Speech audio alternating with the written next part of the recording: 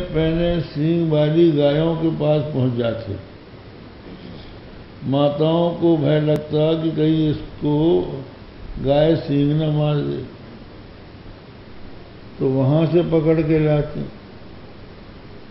फिर जहां शस्त्रागार था, जहां तलवारें रखी हुई थी, दोनों भाई वहां पहुंच जाते और तलवार को मैन से अलग करके खटाखट दोनों लड़ने लगते। तो माताओं को भय लगता कि कहीं तलवार का घाव लग गया तो बड़ा अनर्थ हो जाएगा, तो बड़ी मुश्किल से तलवार छुड़ाती। जहां जल भरा होता वहां जाके झांकने लगते। माताओं को भय लगता है कहीं ये डूब न जाए, वहां से लौटाती। फिर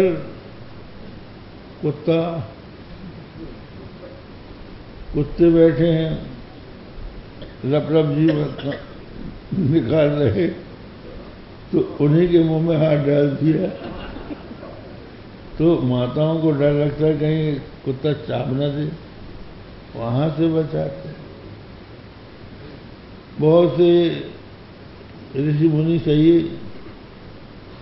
बड़ी बड़ी चोंच वाले पक्षी बन के वहां बैठे रहते दर्शन के लोभ से, तो उनके पास पहुंच जाते। तो माताओं को भय लगता कि कहीं इसको चोंच न मार देंगे, वहां से पकड़ के लाते।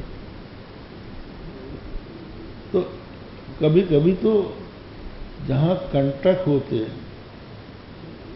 कंटक भरी भूमि में जाने लगते, तो वहां से लौटाते कहीं कांटा न लग जाए इसको। तो सारे घर के काम धाम, और क्या काम, घर में झाड़ू लगाना, गोबर से आंगन लीपना, दही मथना, यही सब काम थे। कोई काम ये नहीं होने दे रहे थे। जब देखो तब इनके पीछे रहना पड़ता था। तो इस प्रकार भगवान अपनी माताओं को बाल लीला का सुख दे रहे हैं। राहगीर निकले रास्ते से, तो राहगीरों के पीछे लग जाते। तो टुन टुन टुन टुन की आवाज जो शुद्ध घंटी का उनके कमर में बंधी रहती थी, उनकी ध्वनि सुनकर वो राहगीर जब इनकी तरफ लौट के देखता था तो डर के मारे भागते और भागकर माताओं की गोद में आकर घुस छिपते थे। माताएं भी ये नहीं सोचती थी ये धूली धूसरित है, इसको पोंछें, स्नान कराएं, तब उससे प्यार करें। इनको देख के स्तनों से दूध चूने लगता था और अपनी छाती से लगाकर इनके मुंह में अपना स्तन देखे इनके मुखार बिंद का दर्शन करते। बड़े बड़े नेत्र मुस्कुराते हुए, छोटे छोटे दांत, लाल लाल होंठ, माता देखकर परमानंद का अनुभव करती। एक बार एक गाय बछड़े को जनी थी, अभी अभी बछड़ा जना था, तो आप वहां पहुंच गए और वो भी जिनिस जैसा 4 पैर से चलने वाला था, उसके भी 4 पांव थे। इनने भी सोचा हम भी 4 पांव वाले हैं, तो उसकी पकड़ ली पूंछ और वो भागा। जब बछड़ा भागा तो ये उसके साथ भाग नहीं पाए, तो घिसटने लगे। तो बहुत सी गोपियां इनकी बाल लीलाएं देखने के लिए घर द्वार छोड़ के वहां आ जाती थी। जब वो देखी कि ये अब घिसट रहे हैं तो हाथ ताली बजा के हंसती। क्या बढ़िया लीला हो रही है। इस तरह भगवान ने बाल लीला का सुख अपनी माताओं को और गोपियों को प्रदान किया। थोड़े दिनों के पश्चात इनके पैर सीधे हो गए। जब पैर सीधे नहीं थे तब तो ये हालत थी। अब जब इनके पैर सीधे हो गए तो इन्होंने अपने बराबर वाले ग्वाल वालों से मिल के एक मंडली बनाई। उस मंडली का नाम, मंडल का नाम रखा चौरी कला प्रचार मंडल। चोरी की कला, इसका प्रचार करने के लिए मंडल बनाया। हमारे यहाँ चोरी का भी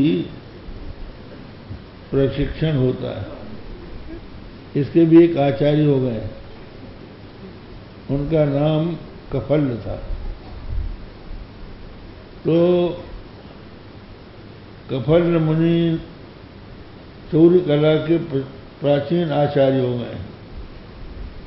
तो कहते हैं अगर कोई उनका स्मरण कर ले तो घर में चोर आ भी जाए तो निष्फल जाता है। तिस्रो भार्या कफलस्य दाहिनी मोहिनी सती तासाम स्मरण मात्रेण चोरो गच्छति निष्फला। कफल मुनि की 3 पत्नियां थी। एक का नाम दाहिनी, दूसरी का नाम मोहिनी, तीसरे का नाम सती। उन स्त्रियों का कोई स्मरण कर ले या कफल कफल कफल 3 बार कह ले तो चोर घर में आ भी गया हो तो उसको कुछ दिखाई नहीं पड़ता, निष्फल लौटता है, ये कहा जाता है।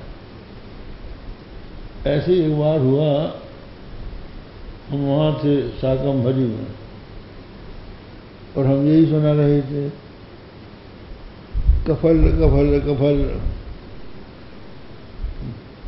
तो एक व्यक्ति हमारे प्रवचन बैठा था,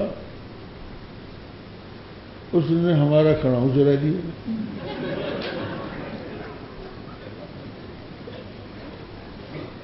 हम खड़ाऊ उतार के गए थे, वो उसने दे दिया कि देखें इनका मन। तो वो अब जब हम प्रवचन करके उठे तो खड़ाऊ को पता नहीं। हमने कहा ठीक है, अभी कफल महाराज की कृपा हो गई। तो दूसरे दिन वो आया जिसने खड़ाऊ उठाई थी। दूसरे दिन वो खड़ाऊ लेके आया, बोला महाराज तुम्हारे मंत्र में कोई शक्ति नहीं। हम कहा भाई क्या बात?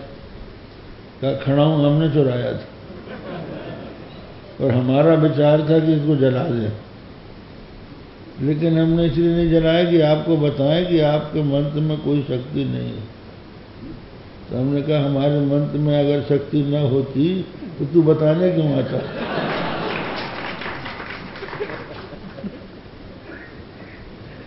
तुम बता